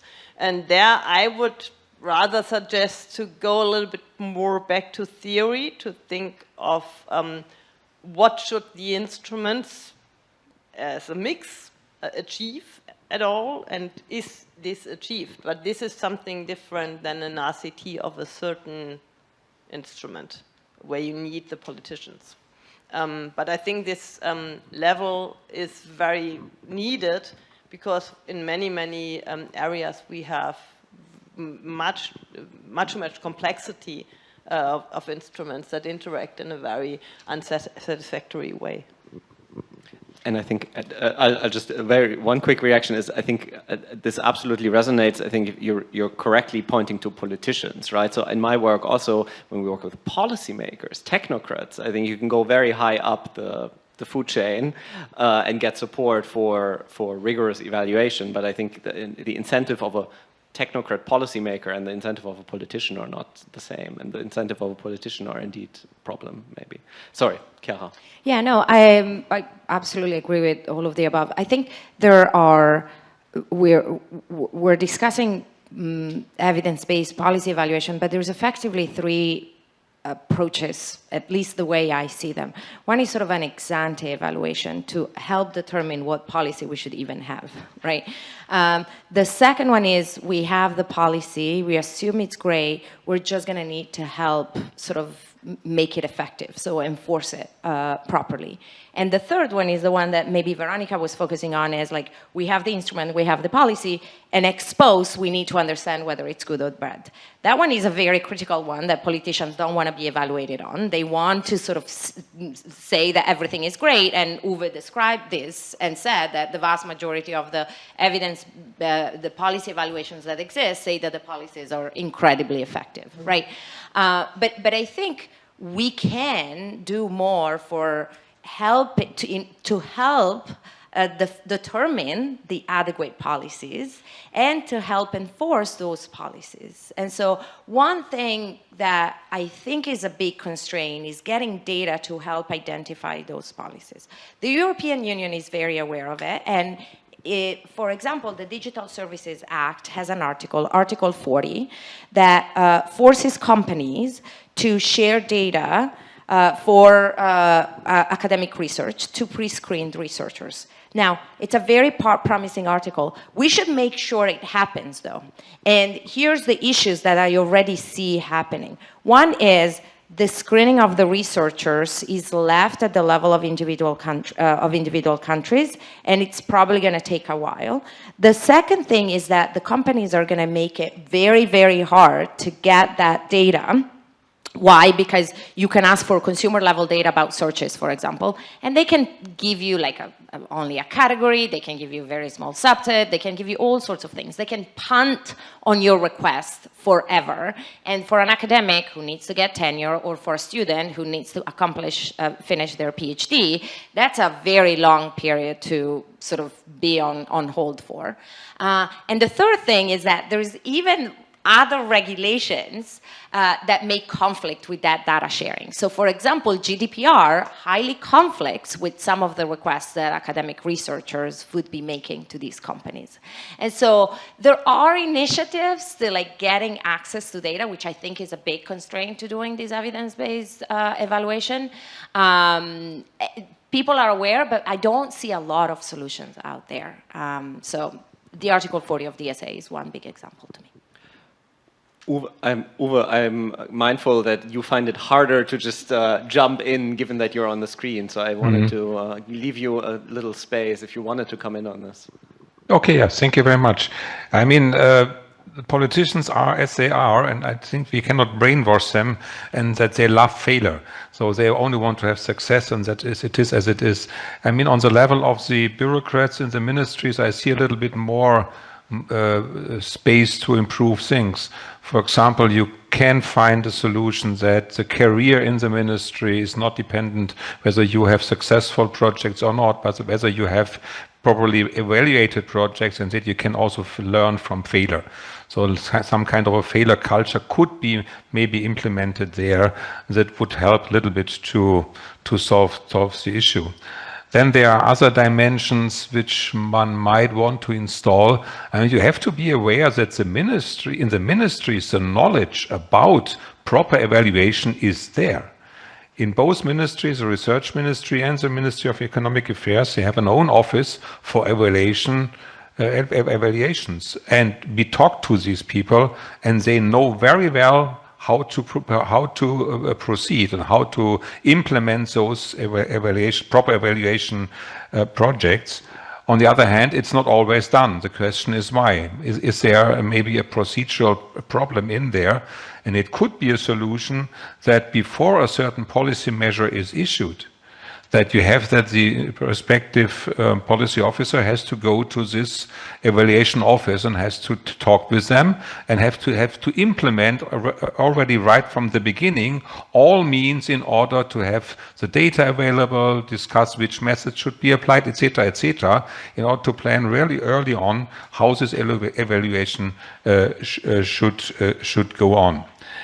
I mean, with respect to the experimental character of evaluation, which is maybe the gold standard, one has to confess that the German Federal Audit Office or agency is not really fine with these experimental designs, because they fear that then actors get funding who do not need this funding, and other actors do not get the funding who need it. But we made clear in our report last year that you can circumvent that. You can find a two-step procedure where you first check the eligibility of the funding of the different applications, and then you select in and out. And for those in which are eligible, then you do simply a randomized allocation of the funds. And then you are in a pretty good situation for the evaluation. I think these are steps which you can do and where you can work a little bit against the biased mentality, let's say, of the politicians in order to circumvent that. That's a few points. I could be longer, but I think others should also have a say. Thank you, Uwe. Did you want to come in on this? Maybe, yeah, very, very briefly. I mean, sometimes politicians can be a blocker, but there are lots that can be done without politicians. I mean, lots of experiments can happen under the radar within government. Yeah. So I would say, sometimes it's a very convenient answer to say, my minister doesn't care about experiments. Okay, that's fine. He should be caring about other things. That's why there is a full ministry. And a lot of things are not as contentious to go up to the ministerial table. There's also something about the framing when you're launching policies. No health minister has been fired because a new trial on a new cancer treatment didn't work. Because the framing already is this is difficult. We're trying out different ways of doing things, and we've had some people in a conference we used to organize. We organize in the case of senior civil servants saying, if that failed, we will have saved lots of money. So I think there's something about ministers maybe more opening up, more open to experimentation. If whenever they are launching things, we have this challenge. We as a responsible government are testing and trying different ways of addressing this to see what's more successful. It doesn't happen very often, but there are some positive deviants that we can study. I think the other thing we have to do a better job, and we are also guilty of that, is at storytelling and demonstrating the return on investment, or the return on votes, if you wanted, at the other end of the spectrum. But even just, politicians do care about votes, but they also care about trying to do a good job. Most, at least some of them. I think most of them. But you need to capture their imagination, and I think those demonstrating the value of evidence and how it will make their ministry, or their political career more successful, or their return on investment. That's something that we could do a better job at saying, look, all this evidence is being generated, and the impact of this evidence has been that now we are serving these 10,000 children much better, or we've achieved X, or we've achieved Y. The challenge very often is that evidence stays in a drawer, sometimes physically. And I've heard the stories. Yeah, that report was really just put in a. So there's something about getting evidence used and then getting those stories adopted. And there's just very briefly, there's a very nice example of how the UK government started doing a lot of experiments. And that was when the person, David Halpern, or one of his colleagues, running the Nudge unit that was to be at number 10, now it's a Nesta, did a presentation to all the civil servants, the top mandarins, and said, saying, look, here are a couple of experiments we've done, and there is one in tax letters, and it has brought forward X million of tax collection at very little cost. All the eyes, based on what I've heard, all the eyes of everyone else in the room was blinking, like, what can you do for me? So there is something about storytelling that I think we need to do a better job at it. Okay, I see 2 hands. Maybe if we take both of them over there, if you want to combine these 2 questions. 3. Hey, I'm Nardos Tunisian. Thank you very much for your very nice short talks. I have a question, maybe overarching for all of the people here, is about the things that are very fast-paced. So like, for example, AI-related things. They come and they go, and like the timeline of the whole thing is so fast. How would this evidence-based policy making make sense in those contexts that you can't even, maybe in the levels, the 3 levels you mentioned, even deciding, should we intervene, should we make policy for this, or should we let it go, or should we retreat to something that is way more basic, generally don't do this, generally don't do that, or those kind of stuff, or like generally your view on how should these very fast things be dealt with? Thank you. It's a great question, the time it takes to do rigorous work. There's another one there. Yeah, thank you for your presentations. I'm Max Standring, for a student at King's College London, and I wanted to ask about China. They used to copy technology all the time, and now they're becoming more innovative, and they have plans for 2050 on how they want to steer their policy. And we don't know how evidence-based it is, but I'd like to know what your take is on this kind of strategy, so to speak. Long-term strategy is something as such feasible for the EU, which is right now more regulatory, or is that is such an idea feasible for the EU that is so complex in its member states? Thank you. Here in the front.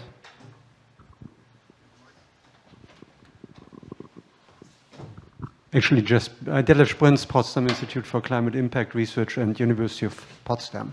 On the last question, actually, how do you do causal evaluation of long-term policies? Given your questions of, obviously, what's your control group? Well, that's a question for you on the podium, obviously, and online. And second is the question, the point, you mentioned experiments without specifying which ones, except one speaker from Harvard. That was clear because we saw the example. I mean, there are lots of lab experiments with the wrong student groups because they're cheap, accessible, psychology students have to do this, etc. To match that with decision makers is, if I'm a reviewer of nonsense, the demographics are not fine, etc. There's a lot of mismatch. And if you go to expensive field experiments, which for public policy evaluation would be it, where's your control group? Do you want to spend the money twice on a larger scale if the intervention is big? Or do you do just essentially pre-tests, which beg another question, it's the scale question of the intervention. So when I saw the first review that we had by the gentleman online from Jena, I wondered what was this one study that you praised in the beginning on the bottom right. What was the characteristics of that evaluation? Thank you. Thank you so much. I see, okay, one last one, because then we'll wrap up. We'll do one quick fire round of reactions, because I'm aware that I stand between you and lunch. So I want to end at 12:30. Thank you. I've worked with several startups or civil society organizations. We basically run experiments all the time. We launch a product, we see it doesn't work, it fails, we stop. Or we get public money to run a program supporting entrepreneurs, and we see that the results are not so good, so the year after we adapt, because we have, so I would say, and when we receive public funding to do so, the level of reporting we have to do is extremely high. So I would say the data is there, and it has been provided.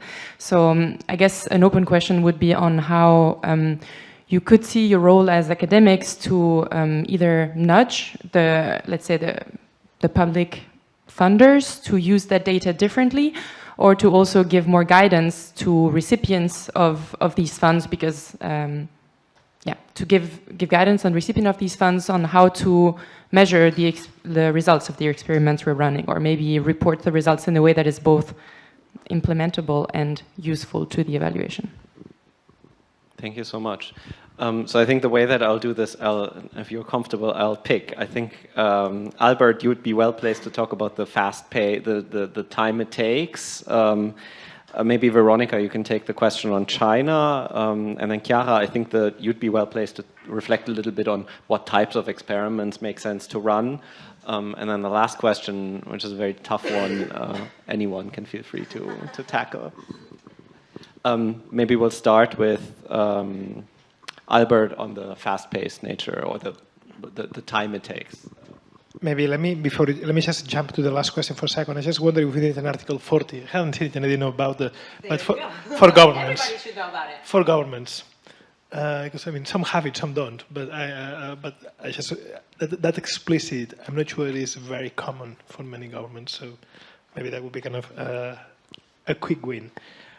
Let's see. On the fast-paced, so that's a typical challenge. Like now, first election cycles are 4 years. The world is shifting very fast. I mean, you can regulate something. Regulation, not an expert, so I'll just let Chiara.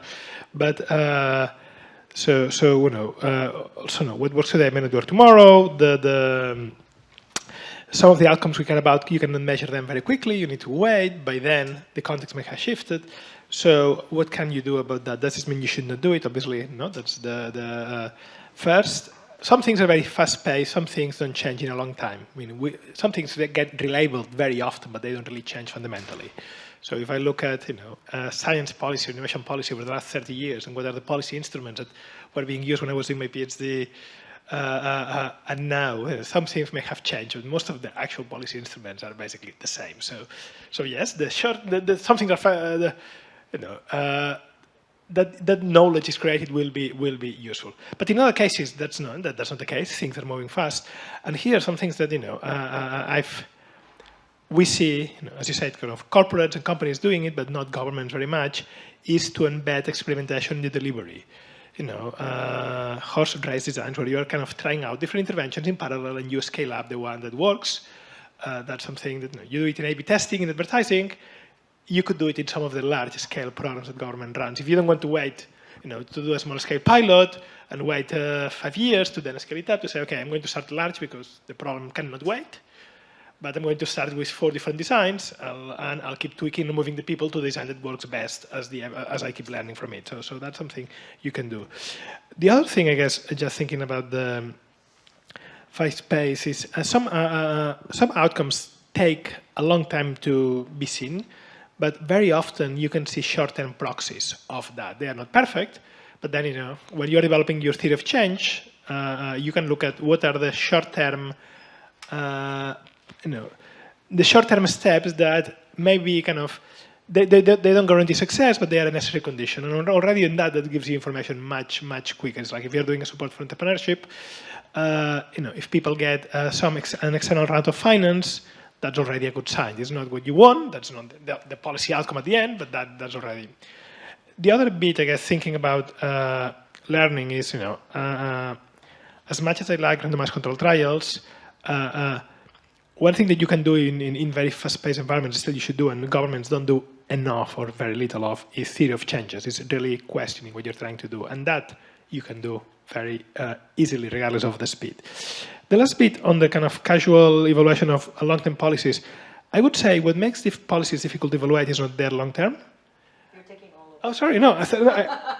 No, I haven't taken China, and sorry. I think the difference is not whether they're short or long-term, that you can get indicators. The difference is whether they are ecosystem level or very specific instruments. And I would say the challenge, and this is what I said, if everything was 100% when I presented that graph, it would be a problem, is that many of the policies that we care about are at ecosystem level. And if you ask anyone in the room, I mean, even if you do a survey within the Harvard faculty, I think some of you are here, and say what was the role of government in the creation and success of Silicon Valley, you'll get very different answers to that, and we'll never have a robust answer that everyone agrees on. So there are some areas where causal evidence will get you so far. Thank you. Okay, Veronika, China, Chiara, types of experimentations, and then maybe Uwe, you could wrap it up with how do we change the public culture around data. Veronika. Yeah, I think in a way the questions interconnect quite nicely to show how we should deal with China. Should we also have a long-term policy plan? I think no, because the politicians are not the right institutions to have this. I mean, they don't have the knowledge, they don't have the capacities, they don't have the technology and the innovation potential. I think and this is how to deal with fast technologies. Just a brief anecdote. We had decades ago, more than a decade ago, we got data from an auction platform, Meyer, where services were auctioned. And we thought, oh great, they gave us all their data. It was very unstructured, so we had to clean it up a lot. And then we thought, oh, now we know what works, what does not work. They had a lot of natural experiments in their data because they always switched their auction regime for half of their customers in order to figure out whether adaptation would work out. But then we saw that you could never evaluate any of these experiments because their comparative advantage of the CEOs was that they figured out which regime was better before you could test it significantly. Yeah, that is clear. I mean, that's logical because the CEOs were better than others to figure out what was working fine. And therefore, you could do nothing with these data because nothing was significant. And you could just not explain their decisions. But they knew that they were right because of their success in the market. So I think this points to the question how to deal with China. Let the firms, the companies do it, have the right regulation for the companies, and do the RCTs in the companies where they have the right incentives to really have the right objectives and to do it properly, because they are evaluated perfectly at the market. They are successful or fail depending on their performance, and therefore they have the perfect incentive to do good RCTs. So I would maybe suggest, maybe that's a little bit provocative, but I would suggest to turn to make RCTs attractive and do it for companies, and enable the politicians to set the right rules so that the companies go in the right directions, and not to try to regulate so that the policy predetermines the road of innovation or some 20 years plan. I think this will not work for our economies. I'm going to be very quick. Experimentation is costly. By definition, you're putting about half of the people or the companies that you're experimenting on in a worse situation, right? And you are trying to identify which one is the worst situation between the two, treatment or control, right? So you are only going to do it when it's absolutely needed. What is the benefit of experimentation is that it gives you information. And so when do you need information? Well, you need information when hopefully you're going to be changing the policy.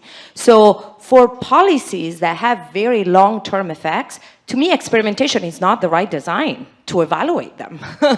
We need to experiment early on to design the best policy that we think there is, and then hope that it's going to work out. And we can monitor it, but we have to be very creative, and instead of experimenting for 3 years to come, be inventive in creating control groups or counterfactuals to try and analyze what would have been the alternative world. In there, I would never do an experiment. I would actually do experiments to try and optimize the policy in the first place. Because, like, you know, the opinion of the loudest politician or the loudest regulator may not be the right one. So I'm going to end it there, and we can talk offline. Uwe, do you want to share some final thoughts, specifically perhaps on the last question of how can we change overall attitudes in the public sector towards data? Yeah, I can do that, of course. There was one question from the colleague from Potsdam, which was the one study which has an experimental design. That was an intervention study into the job aspirations of boys and girls in the 7th and 8th class of school. And there an experimental design was used. It's the ISPA project. You can find it easily in the web. As to what should we do, what can we do in order to make evaluation practices more fruitful, I think you have to repeat the claim that policy evaluation has to be done with the proper measures again and again. I already mentioned in my welcome remarks that we started on that already 10 or 15 years ago to inform the ministries how to do it properly and how to implement it. And as I said, the competences are there. You have to activate these competences. And this is a question of organizational arrangements. That's a question of obligatory evaluations on the proper scale, etc., etc. I think there are small things which you easily can change, and you can look it up into the EFI report of 2024, where we made these suggestions in order to improve on the situation. And I think if this would be done, and the new government would be wise to take it on board, then we would be on safer grounds with our policy measures and with our how we use state taxpayers' money. Thank you so much. This was a great parting thought, Uwe. And thank you so much for all you in the audience for asking questions. And thank you very much to the amazing panelists for sharing your thoughts. And we look forward to continuing the conversation over lunch. Thank you.